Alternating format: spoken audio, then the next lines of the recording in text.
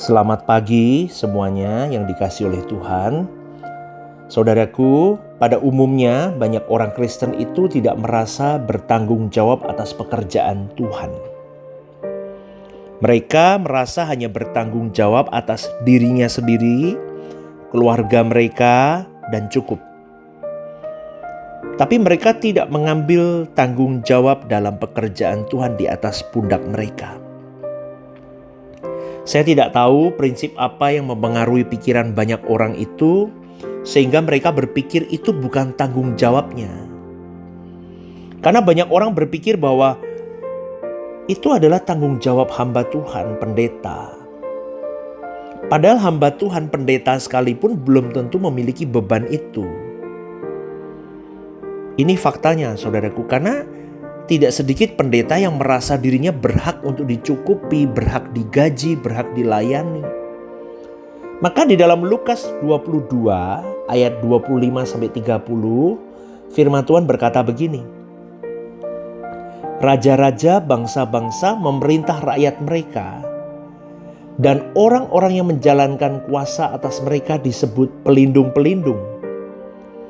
Tetapi kamu tidaklah demikian, melainkan yang terbesar di antara kamu hendaklah menjadi sebagai yang paling muda dan pemimpin sebagai pelayan. Sebab siapakah yang lebih besar, yang duduk makan atau yang melayani? Bukankah dia yang duduk makan? Tetapi aku ada di tengah-tengah kamu sebagai pelayan. Kamulah yang tetap tinggal bersama-sama dengan aku dalam segala pencobaan yang aku alami. Dan aku menentukan hak-hak kerajaan bagi kamu, sama seperti Bapakku menentukannya bagiku, bahwa kamu akan makan dan minum semeja dengan aku di dalam kerajaanku, dan kamu akan duduk di atas tahta untuk menghakimi ke-12 suku Israel. Saudaraku, mengapa kita tidak berambisi menjadi orang terkemuka di kerajaan Allah? Coba renungkan ini. Dan ini harus menjadi sebuah pertanyaan penting dalam hati kita. Ini bukan karena kita gila hormat loh ya, tetapi memang karena memang Allah menghendaki demikian. Allah menghendaki kita semua duduk semeja dengan Tuhan. Itu menunjukkan bahwa orang-orang terhormat, orang-orang yang dekat dengan Tuhan, perwira-perwira tinggi di dalam kerajaan Allah. Siapakah mereka itu? Kamulah yang tetap tinggal bersama-sama dengan aku dalam segala pencobaan yang aku alami. Itu kata firman Tuhan tadi. Jadi orang yang sepenanggungan dengan Tuhan adalah orang yang dimuliakan Tuhan. Saya ulang sekali lagi. Orang yang sepenanggungan dengan Tuhan adalah orang yang akan dimuliakan Tuhan. Bukan hanya di mata malaikat-malaikat dan penghuni surga nanti di kerajaan surga, melainkan di dunia pun Tuhan menjadikan dia terpandang. Walaupun tentu musuh-musuh Allah, yaitu orang-orang yang digerakkan kuasa kegelapan, pasti berusaha untuk menghancurkan, berusaha untuk merusak hidupnya. Namun itu sebenarnya merupakan tanda bahwa orang itu memang disertai Allah. Orang yang disertai Allah bukan berarti tidak mendapat tantangan.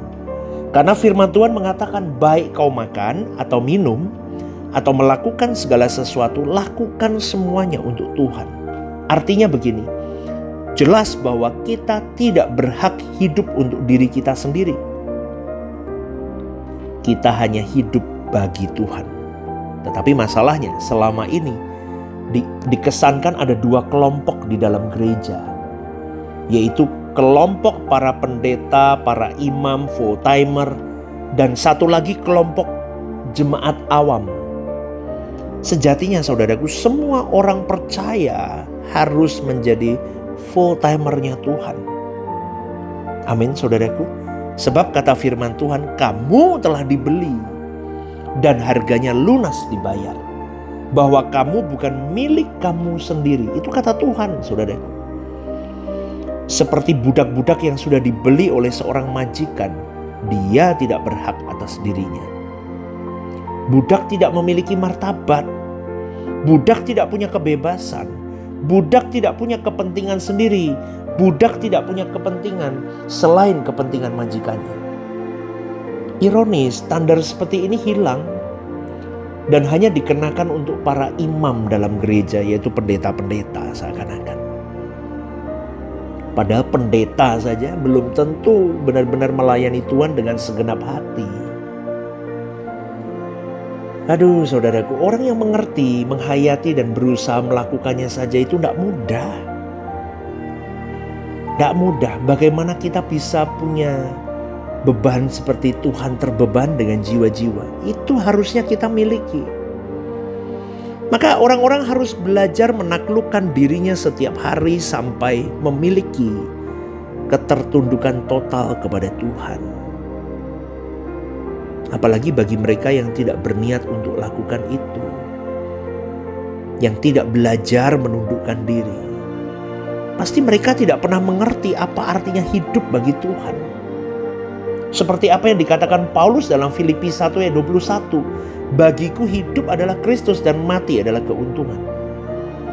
Kalau kita sepenanggungan dengan Tuhan, maka Tuhan tidak akan membuat kita dipermalukan, saudara. Itu sebuah kepastian. Kita akan mendapatkan perlakuan yang istimewa. Bahkan kepada kita Yesus berkata, aku tidak memanggil kamu hamba, tetapi sahabat. Karena hamba tidak tahu apa yang dilakukan tuannya, tetapi sahabat itu tahu.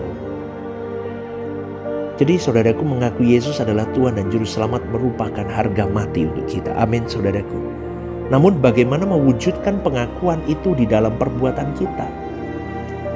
Bukan hanya mendeklarasikan dengan perkataan Yesus adalah Tuhan dan Juru Selamat, melainkan mari kita mendeklarasikan dalam perbuatan supaya setiap orang yang melihat hidup kita, dia bisa tahu dan merasakan bahwa hidupmu dan hidupku disita oleh Yesus Tuhan dan Juru Selamat kita. Maka sungguh loh suatu kehormatan kalau kita bisa menderita bersama dengan Dia. Walau kita diserang dari berbagai pihak, tetap tidak bisa mati sebab Tuhan itu menjaga kita. Masalahnya bagaimana kita bisa sepenanggungan dengan Tuhan? Itu masalahnya saudara. Caranya begini, kita harus bersekutu dengan Tuhan. Mendengarkan firman, datang ke gereja, doa bersama, ikuti program-program gereja, dengarkan suara gembalamu, terus berjuang intim dengan Tuhan, punya waktu-waktu sendiri dengan Tuhan di jam doa. Nanti kita akan diberi beban oleh Roh Kudus. Bersihkan pikiranmu, bersihkan hatimu, jangan simpan sesuatu yang jahat, yang jorok, yang buruk. Jangan, nanti lama-lama Roh Kudus akan taruh beban itu. Tapi itu tidak bisa instan atau mendadak, harus lewat proses. Amin, saudaraku. Maka jemaat harus didewasakan supaya persembahan mereka berbau harum dengan motif hati yang benar hidup mereka itu. Biarpun mereka masih berkorban kecil tapi berarti. Di mata Tuhan itu yang menyenangkan. Yang penting hati kita dibereskan dulu. Amin. Amin saudaraku. Bukan berapa besar jumlah yang kita persembahkan, tetapi hati kita dipersembahkan dulu untuk Tuhan. Ingat saudaraku, kita tidak bisa membalas kebaikan Tuhan. Maka kalau kita bisa merasa sepenanggungan dengan Tuhan, itu luar biasa. Ayo menjadi orang yang sepenanggungan dengan Dia. Caranya bagaimana? Harus bergaul karib dengan Tuhan. Sampai engkau dan saya bisa blended dengan Tuhan. Menjadi satu dengan Tuhan. Sehati, sepikiran dengan Tuhan. Sehingga output kita pun menggambarkan hidup Tuhan ketika Dia hidup di muka bumi ini. Renungkan ini dan selamat pagi saudaraku. Tuhan memberkati.